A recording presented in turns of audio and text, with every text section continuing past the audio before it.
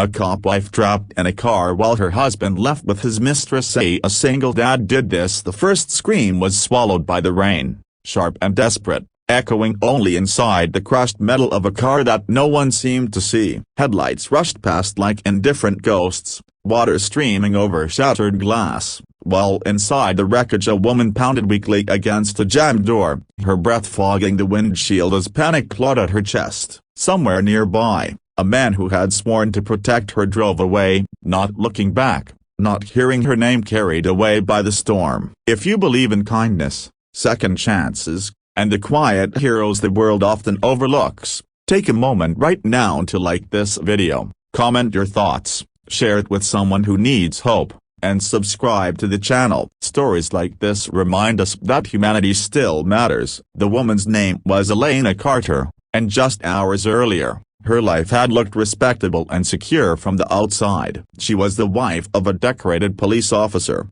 living in a neat suburban home, attending charity events, smiling politely at neighbors who admired her husband's uniform more than they ever truly saw her. Beneath that polished surface, though, cracks had been forming for years. Her husband, Mark, had grown distant, impatient, his temper sharp and his affection rationed. Elena had told herself it was stress, long shifts, the weight of responsibility. She had learned to stay quiet, to smooth things over, to believe love meant endurance. That night, the argument began over nothing and everything at once. A missed anniversary, a suspicious phone call, the smell of unfamiliar perfume clinging to Mark's jacket. The truth spilled out in pieces, ugly and undeniable. He wasn't just drifting away, he had already chosen someone else. When Elena demanded answers, demanded honesty, Mark responded with cold efficiency. He said he was done pretending. He said he deserved happiness. He said she was holding him back. The words cut deeper than any physical blow ever could. The rain had started as she drove away alone,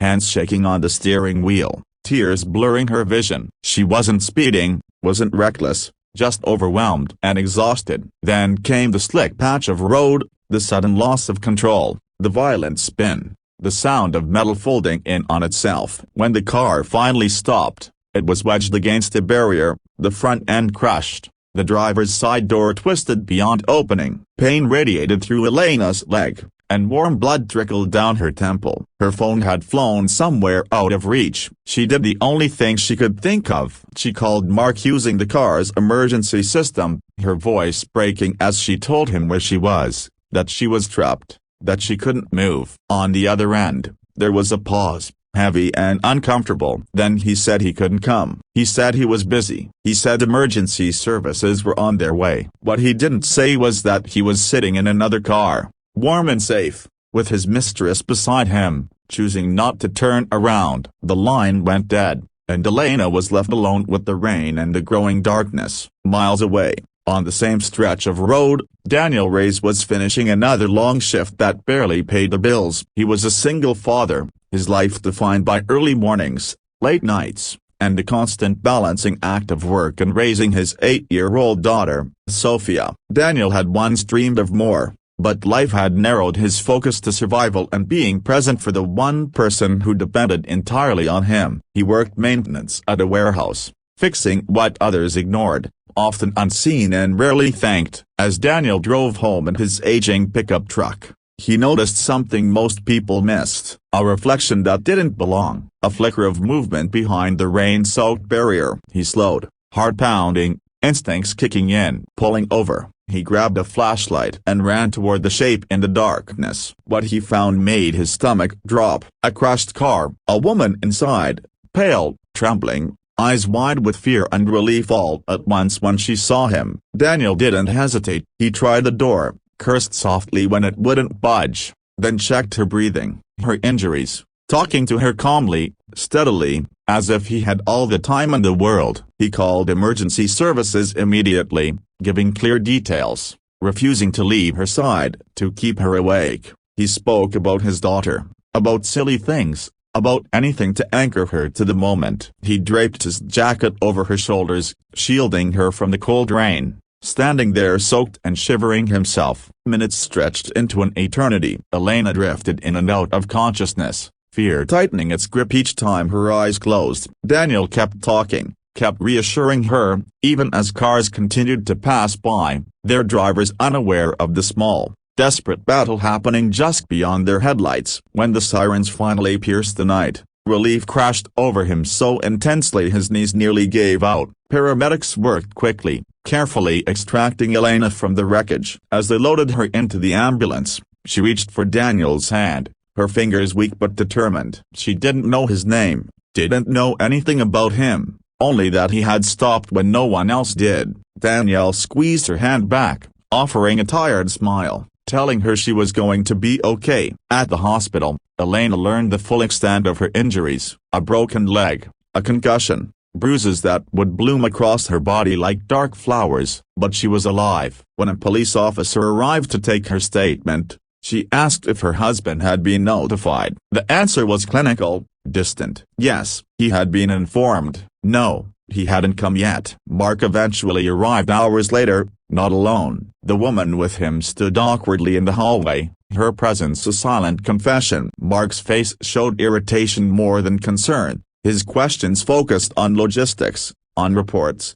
on how this might affect him. In that sterile hospital room, something inside Elena finally shifted. The fear and sadness were still there, but beneath them grew a quiet clarity. She saw, perhaps for the first time, exactly who her husband was and who he was not. Over the following weeks, recovery was slow and painful. Elena moved back into the house, but it no longer felt like home. Mark grew increasingly distant, defensive, angry that she didn't simply return to being convenient. She thought often of the man who had saved her, the single dad whose name she had learned from the paramedics' report, Daniel Reyes. She wondered what kind of life produced someone like that, someone who would stop in the rain for a stranger when even her own husband would not. Against her better judgment, she reached out. It wasn't romantic or dramatic, just a simple message of thanks. Daniel was surprised, even embarrassed, insisting he hadn't done anything special. They talked a few times after that,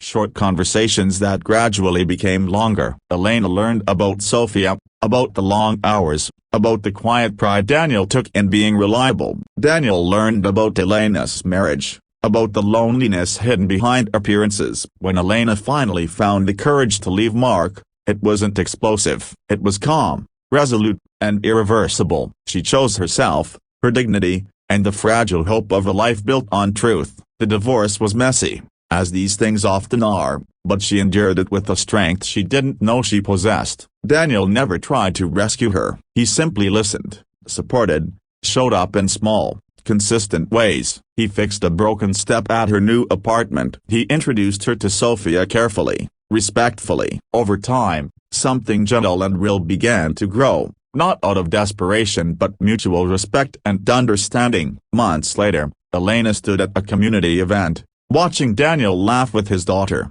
the sunlight catching in his hair. Her scars were still there, both visible and hidden, but they no longer defined her. She had learned that love wasn't about endurance or appearances. It was about showing up when it mattered, about stopping in the rain for someone who needed help. If this story has touched your heart so far, if it's made you reflect on the people who show up for you or the ones you choose to be, please take a moment to like this video and share it with someone who believes in compassion. Just before the ending, we have a special request. Comment below with the words "I choose kindness" if you believe small acts can change lives. In the end, Elena didn't remember the sound of metal or the cold rain as much as she remembered a stranger's steady voice cutting through her fear. She remembered that even when someone sworn to protect her chose himself instead, another man, with no obligation at all, chose to stop. And that choice changed everything. If this story moved you, inspired you, or reminded you that goodness still exists in unexpected places,